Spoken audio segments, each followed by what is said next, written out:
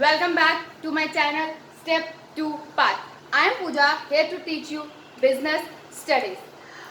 Today's our topic is organizing, which is the second function of management. First function of management planning, जो कि हमने अपने last video में किया था, उसका लिंक आपको डिस्क्रिप्शन में मिल जाएगा. आज हम सेकेंड फंक्शन करेंगे organising and here we go. Today's our topic is organising. Organising क्या होता है? जो हम लोगों ने प्लानिंग करी है उसको इम्प्लीमेंट करना ऑर्गेनाइजेशन के अंदर. जब हम वो प्लानिंग इम्प्लीमेंट करते हैं एक डिजायर्ड रिजल्ट और गोल को अचीव करने के लिए, उसको क्या बोलते हैं? ऑर्गेनाइजिंग. तो these are the some points जो इम्पोर्टेंस क्यों हमारे लिए ज़रूरी है. ऑर्गेनाइजिंग, एक ऑर्गेनाइजेशन में इम्प्लीमेंट करना क्यों ज़रूरी है प्लान्स को. Benefit of specialization. जो पर्सन्स या जो भी अपनी फील्ड में स्पेशल होते हैं उनके पास उनकी टेक्निक्स होती हैं, वो काम कैसे किया जाता है, उनके पास नॉलेज होती है, एक्सपीरियंस होता है, वो उसको उसी फील्ड में यूटिलाइज करना. अगर कोई पर्सन बहुत टाइम से मार्केटिंग में है या डायरेक्ट सेल्स में है फ्रॉम लास्ट 4-5 ईयर्स और 8 ईयर्स, और आप उसको एकदम से सोशल मार्केटिंग में डाल दोगे, एकदम से डिजिटल मार्केटिंग में डाल दोगे, तो वो नहीं कर पाएगा. तो ये स्पेशलाइजेशन हमें बेनिफिट लेना है उस बंदे का कि उसके पास इस चीज़ का एक्सपीरियंस है, उस चीज़ की नॉलेज है, हम उसको यूटिलाइज करें अपने ऑर्गेनाइजेशन में प्रॉपर वे में, उसकी स्पेशलाइजेशन का फ़ायदा लें. क्लैरिटी इन वर्किंग रिलेशनशिप, कि आपका काम एक्चुअली है क्या. कि ये जॉब है मतलब अगर आप फॉर एग्जांपल एचआर है किसी पर्सन ऑर्गेनाइजेशन में, तो आपके क्या क्या फंक्शंस हैं, तो ये सब की क्लैरिटी होनी बहुत ज़रूरी है, नहीं तो ओवरलैपिंग ऑफ वर्क हो जाएगा. तो आपको क्लैरिटी होनी बहुत ज़रूरी है कि आपका एक्चुअली काम है क्या. ऑप्टिमम यूटिलाइजेशन ऑफ रिसोर्सेज, मतलब जो भी आपके पास रिसोर्सेज हैं, चाहे वो पर्सन हो या फिर आर्टिफिशियल हो, मतलब मटेरियल रिसोर्सेज हो, उसको प्रॉपरली यूटिलाइज करना. आप एक बंदे से तो 8 घंटे काम करा रहे हैं, दूसरा बंदा 8 घंटे ऑफिस में बैठ कर भी आपको सिर्फ 3 घंटे या 4 घंटे का काम करके दे रहा है, तो आप मतलब उसको ऑप्टिमम यूटिलाइज नहीं कर रहे हो. आपके पास जितने भी रिसोर्सेज है उसको फुली यूटिलाइज करना चाहिए. आपके पास जो मशीनरी है फॉर एग्जांपल एक प्रोडक्शन करने के लिए, कोई चीज़ प्रोड्यूस करने के लिए, वो आपको 10 घंटे में 20,000 प्रोडक्ट्स निकाल के दे सकती है, पर आप उससे 10 घंटे में 15,000 प्रोडक्ट्स निकलवा रहे हैं, तो मतलब 5,000 प्रोडक्ट्स जो आप कम निकलवा रहे हैं, इसका मतलब आप उसको प्रॉपरली यूटिलाइज नहीं कर रहे हैं. तो हर ऑर्गेनाइजेशन को देखना होगा कि उस पर्सन में कितनी कैपेसिटी है, वो कितना काम कर सकता है, और उस मशीनरीज में कितनी कैपेसिटी है, वो कितना काम कर सकती है. सबको देखकर एनालाइज कर कर आपको प्लान करनी जो है उसको अच्छे से इम्प्लीमेंट भी करना है कि ताकि हम उसका प्रॉपरली यूटिलाइजेशन कर सकें. अडेप्शन टू चेंज, मतलब जब हम लोगों ने प्लानिंग कर ली उसके बाद इम्प्लीमेंट कर दिया, हमें टाइम टू टाइम उसमें चेंजेस करने पड़ेंगे ताकि जो हम लोगों ने प्लान किया है अकॉर्डिंगली उसी वो चीज़ हमारी ऑर्गेनाइजेशन में इम्प्लीमेंट भी हो. हम लोगों ने प्लान तो किया लेकिन वो ढंग से इम्प्लीमेंट नहीं हो पाया, तो जिसकी वजह से हमारी जो प्रोडक्टिविटी थी वो रिड्यूस हो गई.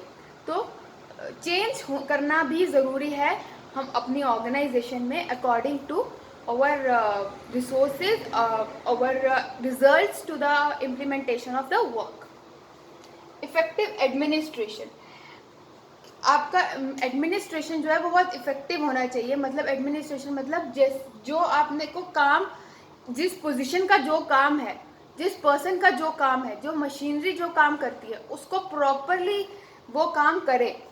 फॉर एग्जांपल मेरा काम है, फॉर एग्जांपल अगर मैं एचआर की पर्सन की बात करूं, इसका काम है लीव मैनेजमेंट करना, लेकिन ये क्या कर रहे हैं, एंड ऑफ द मंथ होता है, एंड ऑफ द मंथ में एम्प्लॉयज़ के पास जाते हैं, एम्प्लॉयज़ को बोलते हैं आपने कौन कौन सी छुट्टियाँ लिया हमें लिख के दे दो. तो ये अपना काम तो नहीं कर रही है ना, ये एचआर लीव मैनेजमेंट नहीं कर रहे, ये लोगों से ही पूछ रहा है, अपना काम उनको रिकॉर्ड करके दे रहा है, मतलब लास्ट मोमेंट पे ही ये सिर्फ ना काम फिनिश करके हैंड ओवर कर रहा है. But this is the wrong way. उनको प्रॉपर अटेंडेंस, उनकी एब्सेंटिज्म नोट करनी चाहिए. This is the work of an HR. तो ये इफेक्टिव एडमिनिस्ट्रेशन का मतलब है कि उसको प्रॉपरली वो चीज़ें पता होनी चाहिए, उसको काम कैसे करना है, कहाँ क्या करना है, और वो उसको प्रॉपरली करे। डेवलपमेंट ऑफ पर्सोनल, इसमें क्या होता है, जो मैनेजर्स हैं वो डेवलप करते हैं पर्सन्स को। मतलब मैनेजर सिर्फ सारा काम खुद नहीं करते हैं, वो अपना काम अपने सबॉर्डिनेट को काम दे देते हैं, डेलीकेट करते हैं कि आप ये काम कर लीजिए, आप ये काम कर लीजिए, आप ये काम कर लीजिए। अब जो जूनियर्स होते हैं वो परफेक्ट नहीं होते हैं, मतलब उनके पास इतना एक्सपीरियंस नहीं होता है, तो जो मैनेजर्स हैं वो उनकी हेल्प करते हैं, उनके स्किल्स को क्रिएट करते हैं, उनके पास ऑलरेडी स्किल्स हैं उनको यूटिलाइज करते हैं, और उनको नॉलेज और एक्सपीरियंस देते हैं ताकि वो अपने आप को डेवलप कर सके। Expansion and growth, this is the last point, expansion and growth. मतलब कि जब हम चीज़ों को इम्प्लीमेंट कर देंगे तो हम लोग उसकी ऑर्गेनाइजेशन में एक्सपैंड कर सकेंगे, उसमें ग्रो कर सकेंगे, प्रोडक्टिविटी इंक्रीज कर सकेंगे, जिसकी वजह से हमारे ऑर्गेनाइजेशन के जो गोल्स हैं वो हम लोग अचीव कर सकेंगे। Next topic is organizing process, कि ऑर्गेनाइजिंग जब हम करते हैं तो हम क्या क्या डिफरेंट स्टेप्स अडॉप्ट करते हैं। सबसे पहले identification and division of work, जो भी काम है, जितना भी काम होगा ना ऑर्गेनाइजेशन में, हम सबको डिवाइड कर देंगे, हम सबको आइडेंटिफाई करेंगे काम करना क्या क्या है। हमको मार्केटिंग करनी है, मार्केटिंग में पहले फिर हमें डायरेक्ट मार्केटिंग करनी है, कोई पर्सन इस लोकेशन पे जाकर ये प्रोडक्ट बेचेगा, कोई पर्सन इस पोजीशन पे जाके ये प्रोडक्ट बेचेगा। तो अलग अलग चीज़ें हम लोग डिवाइड करते हैं। हमें प्रोडक्शन में देखना है तो प्रोडक्शन में हमने उसके स्टेप्स को बाइफर्केट कर दिया, ये 4 स्टेप्स हो गए। ये पर्सन मतलब पर्सन ने डिवाइड किया, काम डिवाइड कर दिया, हमने ये काम करना है, फिर इस पहले ये काम होगा, फिर ये काम होगा, फिर ये काम होगा, फिर ये काम होगा। ऐसे हम लोगों ने काम को डिवाइड कर लिया। पहले हमने उसको देखा कि कौन कौन से काम है, फिर हमने उसको डिवाइड कर लिया। सेकेंड पार्ट डिपार्टमेंटाइजेशन, फिर हमने उसको डिपार्टमेंट में डिवाइड करा कि कौन सा काम कैसे करना है। मतलब मेजरली ऑर्गेनाइजेशन में क्या क्या डिपार्टमेंट्स होते हैं। प्रोडक्शन का डिपार्टमेंट होता है जो प्रोडक्शन करता है, फिर प्लानिंग का डिपार्टमेंट होता है, प्लानिंग के बाद एचआर का डिपार्टमेंट होता है, मार्केटिंग का डिपार्टमेंट होता है, और ऑपरेशंस का डिपार्टमेंट होता है, लॉजिस्टिक्स का डिपार्टमेंट होता है। तो these are the different departments जो ऑर्गेनाइजेशन में होते हैं। जैसे प्रोडक्शन में होता है कि मेनली जो कि प्रोडक्शन कैसे हो रही है, मतलब ये पहले ये पॉइंट होगा, फिर ये, मतलब ऐसे प्रोडक्शन करनी है। फिर प्लानिंग में क्या होगा, प्लानिंग डिपार्टमेंट में बेसिकली क्या होता है कि हम लोग सिर्फ प्लान करते हैं कि कौन सा टारगेट है, कौन क्या करना है, प्रोडक्शन इंक्रीज कैसे करनी है, मार्केटिंग कैसे इंक्रीज करनी है, सेल्स कैसे इंक्रीज करनी है, प्रॉफिट कैसे इंक्रीज करने हैं, अगर कुछ पॉलिसीज में चेंज हुआ है तो हम उससे कैसे डील करना है। तो basically they are into the planning only, सिर्फ सोचते हैं कि करना क्या है, कैसे करना है, और उसको इम्प्लीमेंट करते हैं। एचआर डिपार्टमेंट जो मतलब बेसिकली एम्प्लॉयज़ को देखता है, उसकी सैलरी क्रेडिट करना, लीव मैनेजमेंट करना, और पेरोल्स बनाना, डिफरेंट जो एम्प्लॉयज़ के वेलफेयर के बारे में सोचता है। मार्केटिंग करना, मार्केटिंग डिपार्टमेंट देखता है। और लॉजिस्टिक्स मतलब कि सामान इधर से उधर जा रहा है, प्रोडक्शन के टाइम पे भी इधर इस मशीनरी का काम हो गया, दूसरी मशीनरी थोड़ी दूर पड़ी है, वहाँ से वहाँ सामान कैसे जाएगा, थोड़ा हैवी लोडिंग होगी तो कौन सी चीज़ यूज़ करनी है ताकि उधर से उधर जा सके। यहाँ से हम गोडाउन कैसे लेके जाएंगे, प्रोडक्शन हाउस से गोडाउन कैसे जाएगा, गोडाउन से रिटेलर्स के पास कैसे जाएगा, कस्टमर्स के पास कैसे जाएगा। तो दिस इज द लॉजिस्टिक्स। तो this are the different departments. तो हम डिपार्टमेंट्स में डिवाइड करते हैं कि कौन सा काम कौन से डिपार्टमेंट में जाएगा। फिर असाइनमेंट ऑफ ड्यूटीज़, फिर हम ड्यूटीज़ असाइन करते हैं कि ये पर्सन ये काम करेगा, ये पर्सन ये काम करेगा, ये पर्सन ये काम करेगा, इस पोजीशन पे जो पर्सन होगा वो ये काम करेगा, इस पोजीशन वाला पर्सन ये काम करेगा। ये डिफरेंट पोजीशंस हैं और इसके डिफरेंट जैसे फॉर एग्जांपल मैं कोई भी डिपार्टमेंट लूँ, अगर मैं प्रोडक्शन का डिपार्टमेंट देती हूँ तो प्रोडक्शन में मैनेजर होगा, असिस्टेंट मैनेजर होगा, फिर सुपरवाइज़र होगा, फिर असिस्टेंट सुपरवाइज़र होगा, फिर वर्कर होगा। तो मतलब मैनेजर का क्या काम है, असिस्टेंट मैनेजर का क्या काम है, सुपीरियर का क्या काम है, सुपरवाइज़र का। तो ये डिफरेंट चीज़ें देखनी है कि इस कौन सा काम कौन करेगा। This will come into the assessment of duties. और fourth point is establishing reporting relationship, मतलब कि कौन सा पर्सन किसको रिपोर्ट करेगा। This is the main thing. अगर कोई भी जो पर्सन होता है, एक पर्सन एक ही पर्सन को रिपोर्ट करता है, मल्टीपल रिपोर्टर्स नहीं होते।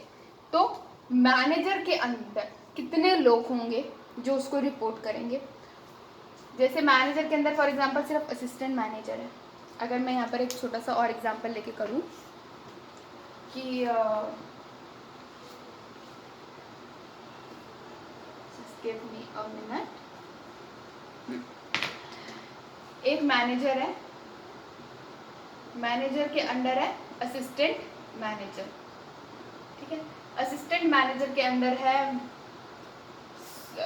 For example this is a marketing manager है, उसके अंडर है marketing assistant manager, marketing assistant manager. फिर उसके अंडर है आएगा सीनियर मार्केटर, इसके ऊपर आएगा मार्केटर हेड, मार्केट हेड। इसके अंडर आएंगे वो पर्सन्स जो काम कर रहे हैं, मतलब कुछ भी ले सकते हो तुम, एसोसिएट मार्केटिंग मैनेजर या एसोसिएट मार्केटर पर्सन। यहाँ पर ये भी एसोसिएट है, ये भी एसोसिएट है, ये भी एसोसिएट है। फिर इनके अंडर और हैं जो इनके जूनियर्स होंगे। एसोसिएट के अंडर आगे कुछ ट्रेनर्स भी होते हैं, कुछ असिस्टेंट भी होते हैं। तो इन सब के जूनियर्स, तीन जूनियर्स हैं।